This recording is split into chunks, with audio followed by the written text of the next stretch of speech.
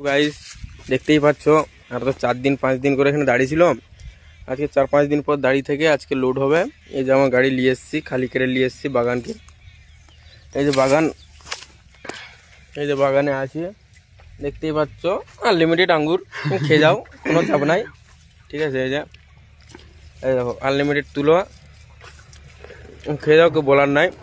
अपना बाप का है, अपना बाप का है।